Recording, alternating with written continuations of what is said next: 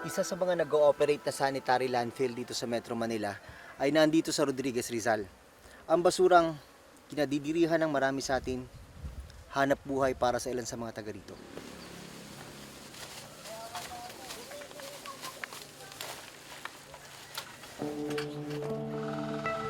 Para sa mga gaya na mag-asawang sina Belinda at Jojo, biyaya nila itong maituturing. Mahigit 15 taon na silang nangangalakal sa landfill. Ang mga basurang nakukuha nila araw-araw ang bumubuhay at nagpapaaral sa aning nilang anak. Noong unang araw ko, pag ko na sako, may nakikita po ako ng mga aso, pusa, daga. Nandidiri po ako, pero hindi ko po yung nandidiri ako. Ang inahangad ko po, kumita ako.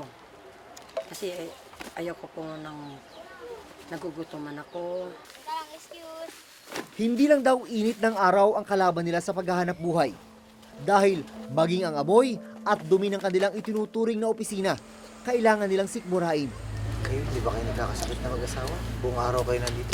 Minsan po nagkakasakit, kaya lang kinakaya na po sir kasi kami lang mag-asawa nagtutulungan. Ito yung mga nakolekta ni Belinda at kanyang asawa mula sa bagsakan ng basura. Mga dilata, niipon nila yan at niluluto, pinapakain sa kanilang pamilya. Seryoso to na nagiging Sweet corn to sir.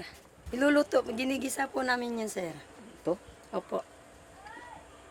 Di kaya magkasakit mga anak niyo rito. Kami lang po kakain mag-asawa. Kayo lang. Opo. Hindi niyo pinapakain sa Bibili kaming itlog. hiwalay ang pagkain nila. Opo. Hiwalay ang sa inyong mag-asawa. Opo. Bakit? Para kung magkasakit man, kayo lang. Kami lang dalawa.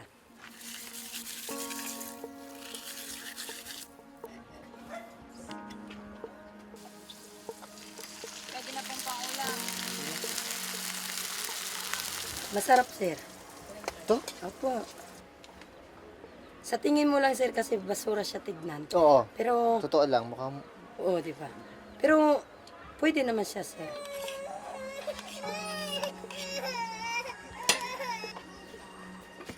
sabi nila, wala naman doon pinagkaiba ito dun sa lasa ng mga nabibili sa tindahan eh. Parang pareho lang nga. Baka mamanghang isipin na dahil sa libu-libong tonelada mga plastik, karton at bote na bumabagsak sa landfill araw-araw, nakakapagpaaral sina Belinda ng 3 anak. Nakakakain sila ng 3 beses sa isang araw at kahit paano, nakapagpundar ng maliit na bahay. Noong una, alam na agad ba ng mga anak nyo na ganito ang hanap buhay nyo? Opo, sir. Dito na po ako simula, isang anak ko, hanggang lumaki na po. Dumami na po ang anak ko, 6 na anak ko na po. Tapos ngayon, yung panganay ko, nag-grade 8, mag-grade 9 na siya. Pinapaaral ko dahil sa basura. Katas ng basura yung mga namin.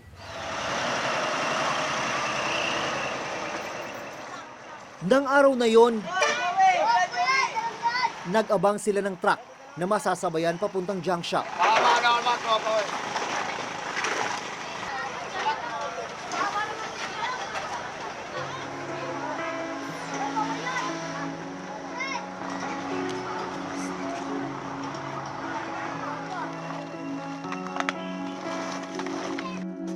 Sa buong linggo, umabot sa 3,400 piso ang kinita nilang mag-asawa.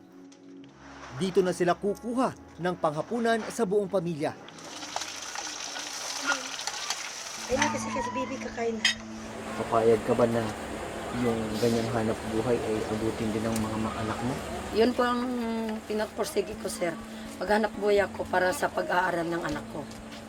Gusto ko po matapos yung mga anak ko para hindi nila maranas po yung naranas namin mag-asawa.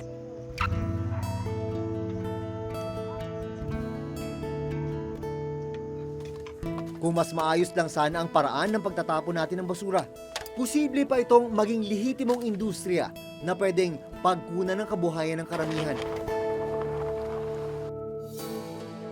Ang mga problemang ito masasagot sana ng Ecological Solid Waste Management Act, pero hindi naman ay patutupad ng maayos ang batas. Sa dokumentong ito mula sa Senate Economic Planning Committee na inilabas nito lamang November 2017, as of 2016, nasa 403 ang bilang ng mga open dump sites sa buong bansa. Ito'y kahit mahigpit na ipinagbabawal ng Ecological Solid Waste Management Act. Sa buong bansa, nasa 180 naman ang operational SLF o sanitary landfill. Dalawa lang ang SLF na pinagdadalhan ng basura ng Metro Manila, ang nasa Rodriguez Rizal at ang nasa Navotas. Makailang ulit nang natalakay ng Reporter's Notebook ang mga open dump site sa iba't ibang bahagi ng bansa.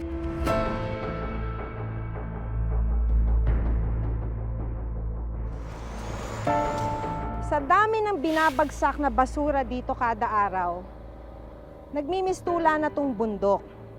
Ngayon, ang delikado kasi sa ganitong dump site, naghahalo-halo yung mga basura, maraming kemikal na delikado sa kalusugan ng tao. Lalo na kung yung mga kemikal na ito, yung katas ng basurang ito ay mapunta sa groundwater at mainom ng tao. May open dump site na nakita ang Reporter's Notebook sa Cebu at Cavite. Mahigit 15 taon na mula nang maisabatas ang RA 9003, marami pa rin ang hindi sumusunod dito. Sa datos mula sa DENR, umabot sa halos 600 local government executives sa buong bansa ang inireklamo sa Ombudsman dahil sa paglabag sa RA 9003 o Solid Waste Management Act.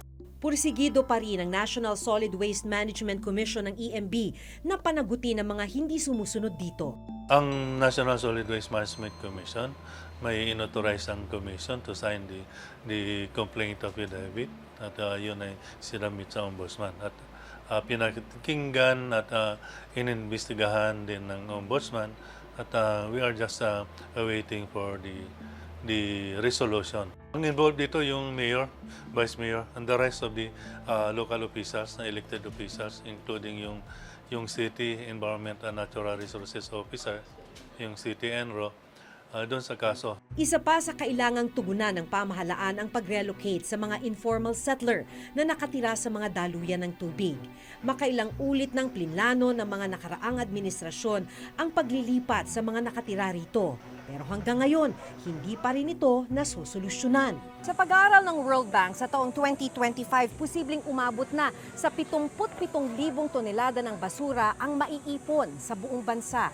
Mahigit 100% mas mataas kumpara sa mahigit 30,000 tonelada ng basurang naiipon sa buong bansa sa kasalukuyan.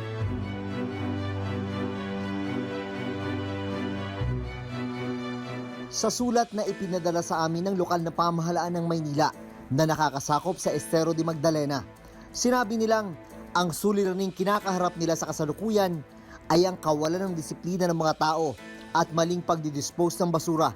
Gayunman, gumagawa naman daw sila ng aksyon katulong ng Pasig River Rehabilitation Commission, MMDA, NHA at DPWH para malinis ang mga estero. Lahat tayo may kinalaman sa problema sa basura. Sa susunod na magtatapon tayo ng basura, isipin natin kung saan ito mapupunta. Sa kamay ba ng mga gaya ni Mang Domingo o sa pamilya ni Belinda?